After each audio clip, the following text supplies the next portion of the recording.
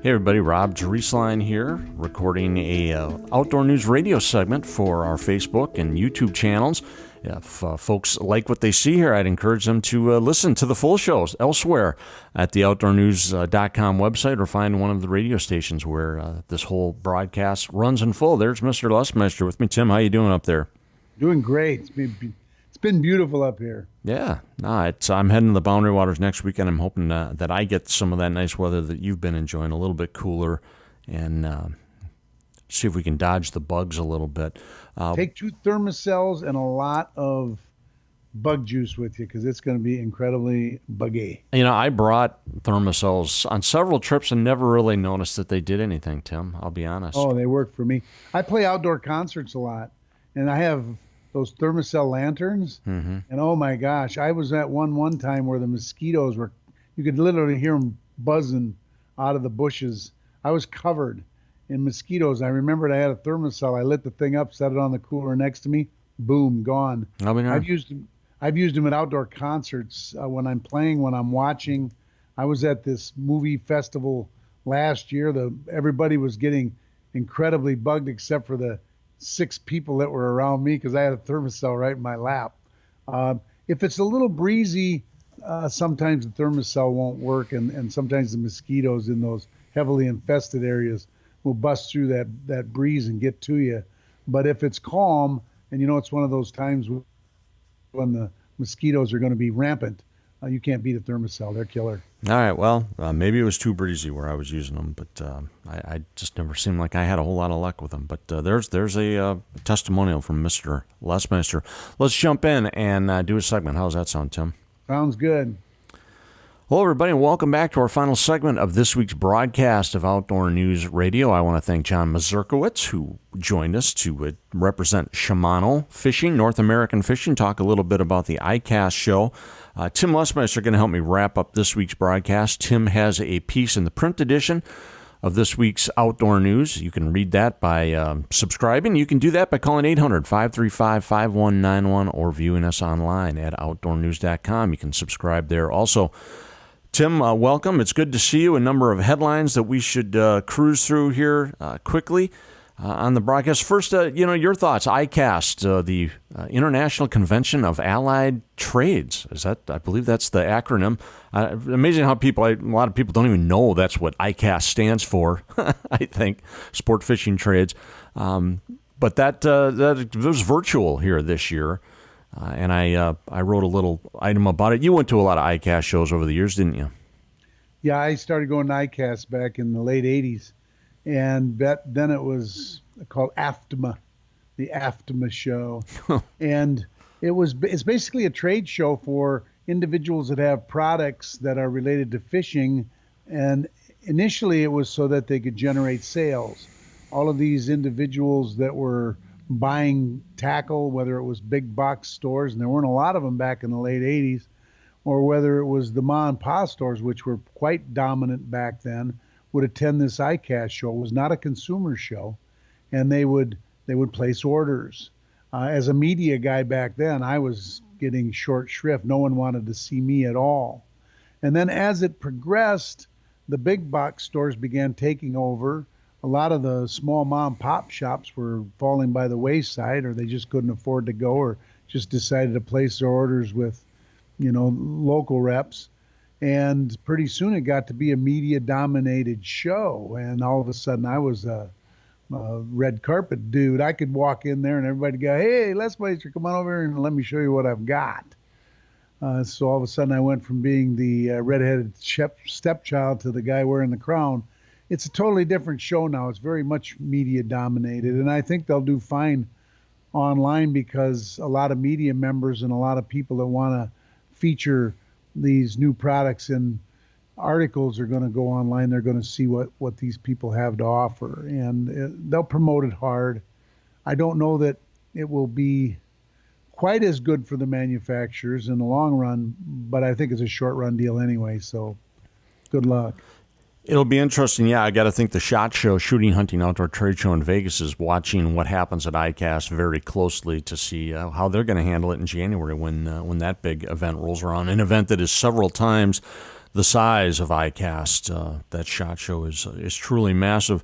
Bumping around here a little bit, Tim, I read a story about Great Lakes water temperatures are remarkably warm this year. T3 talked about that a little bit earlier, and we talked to the lake detective about it last week. That massive long heat wave that we had in late June and early July and hitting again here this weekend has really driven up water temperatures. Lake temperatures, small lakes are very warm, and even Lake Superior sounds like it's 6-7 degrees above normal for this time of year. And it's driving the fish deeper. The lake trout, we're finding before where we were fishing in 90 to 100 feet of water, it's driving them down into 130, 140 feet where the temperatures are cooler. One of the nice things about Lake Superior is they can sustain oxygen levels down that deep to a certain extent. You don't get the heavy thermoclines you do in some lakes. And so the fish can go deeper, but it's definitely affecting the fish that we normally find in shallower water too.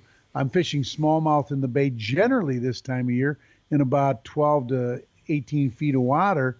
And the last time I was out, I was catching them in 23 to 27 feet deep. Water temperatures on the surface were bordering on 70 degrees. That's uncommon for sure in like Chequamegon Bay. So yeah, it's definitely affecting the fishing. We're having to definitely change our strategies to compensate for it. It's going to be an interesting summer.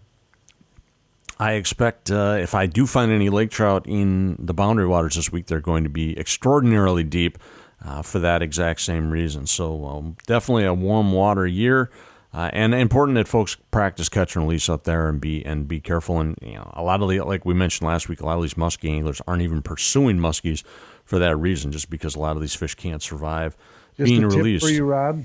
I'm sorry. Tip for you, Rob. I'm saying a tip for you, Rob, on the boundary waters. Well, it's in my head. Roach would say start shallow and work into deeper water. Absolutely do that, because some of the smaller lake trout, those good eating size, 18, 20 inches, are still going to be roaming in the shallows. They'll push themselves into the shallow water if there's forage there. Don't forget that it's all about the forage. And while you think those lake trout are going to drive into deeper water and they're going to get real compacted into tight schools, definitely start shallow and work deep in the BWCAW, because a lot of people don't. Preconceived notions will get you skunked for sure. Start shallow, go deep. Good advice. This is Outdoor News Radio. Rob Drieslein with Tim Lesmeister, chatting before we wrap up this week's broadcast. Some personnel changes going on out there, Tim, that I thought you and I could talk a little bit about. I see we'll talk about Outdoors Radio and what's going on in the Twin Cities, but we found out just before our deadline on Tuesday that Chris Niskanen, the communications manager at the Minnesota DNR, is going to be leaving the agency. Chris, of course, formerly at the St. Paul Pioneer Press for, I don't know how long he was there, maybe pushing 20 years. And he spent the past 9 years at the DNR in that communications post. The commissioner saying in a memo to employees that Chris is just going to be leaving the agency, I think it's September, early September, to go do some research, some book writing, has some interest in writing a book about, I believe it was Alaskan archaeology or something like that. So Chris, a guy I've known a lot of years, I've worked with him closely, certainly during his years at the DNR, but I knew him very well when he was at the Pioneer Press also. Going to be moving on. So best of luck to Mr. Niskanen, a guy I'm sure you know well too. Yeah, I do. I actually had him up to the boundary waters when he was still with the St. Paul Pioneer Press. We did a gator and grouse hunt up there one fall. And I believe that every writer like a Chris Niskanen has an itch that they have to scratch, and he's at that point right now. It's probably gotten to the point where it's itching so bad that he felt that he had to leave the DNR and write that book. Mm-hmm. It seems like every writer has that one thing that they really want to accomplish before they die. It will be their legacy, and it sounds like for Chris it's the book or books. Yeah, and I'm sure it was impossible for him with a full-time job, especially with a job that big, that he just basically had to say hasta la vista, I'm going to go write. Sure. Well, Godspeed to Mr. Niskanen, and maybe we'll even have him on the radio show before he leaves in September. And then I wrote a story about kind of a shakeup down here in Twin Cities Outdoors Radio. A year ago, Tim, you couldn't swing a dead cat without hitting an outdoors radio show. And it looks like several of them have gone away. The CCO, Ron Scherer, Mike Max, they're not doing that anymore. Dennis Anderson had one on KSTP. That's gone. News Talk had a show with Stan Poggle and Chris Kudak. They're not doing that anymore. And then we found out this past Sunday that Bearfax and Fishtails, a longtime show that had been going 26, 27 years, they did their last show Sunday night. I actually called in and wished those guys luck. Pretty popular show, I think, for people. Weekend cabin owners returning to the Twin Cities on Sundays would often listen to Mark and Larry for a little while. Yeah, I'm going to miss those guys. There's no doubt about it. It's been running for a long, long time. It's advertiser driven. It's all about the money. We're dealing with a situation right now where the sponsors just aren't kicking out the dough, so these radio stations have to look elsewhere to generate some cash. It's tough out there for radio right now, and especially an outdoor show. So they're falling by the wayside. As things get back to normal, we might see some other individuals come out of the woodwork and start new ones. Who knows? It just depends. You know what? You've always got Outdoor News Radio to rely on. Yeah. We've got a Twin Cities. We have a Twin Cities affiliate, and then 12, 15 outstate affiliates, and we appreciate their support. We appreciate folks that have been listening to this broadcast over the many years. And Tim, you and I have been knocking out radio together for, I don't know, 15 years probably?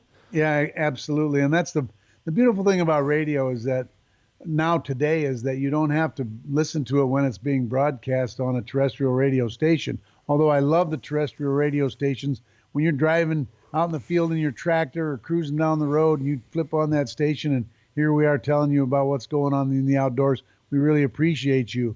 But if you don't have access to that, and at that time when we're being broadcast, you can just podcast it, go online, listen to it. It's really nice now how easy it is just to listen whenever you want to. So I'd say at this point here, this type of broadcast is, it's got a lot of benefits to it.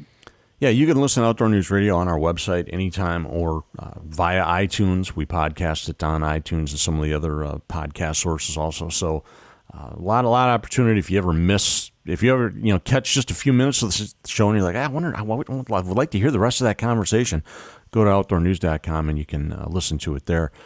Okay, Tim, well, thank you for spending some time with me again this week. I hope I'll chat with you one more time before my Boundary Waters trip, but maybe get some last-minute tips from you next week. But good luck. Stay cool up there. That sounds good. I'll catch up to you soon. All right. That was our friend Tim Lesmeister.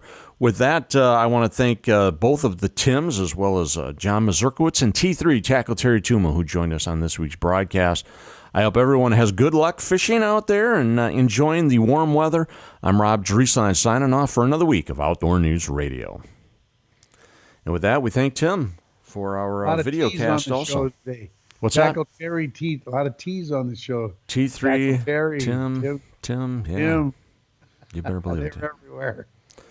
All right, well, hey, man, it's good to see you. You, like I say, take care. I hope you and Ray and the family have a good time up on the island. Yes, and like I said, there's if I were you, I would take some vertical jigging spoons. The Northland, the kind that you just literally send straight down over the boat and work. Tackle recommended that too. Yeah. Yeah, absolutely. Those are the ones that get them. And here's what I use. I love this. You get those twin tail white grubs. They're like a 3-inch, I think, long. They're twin tails.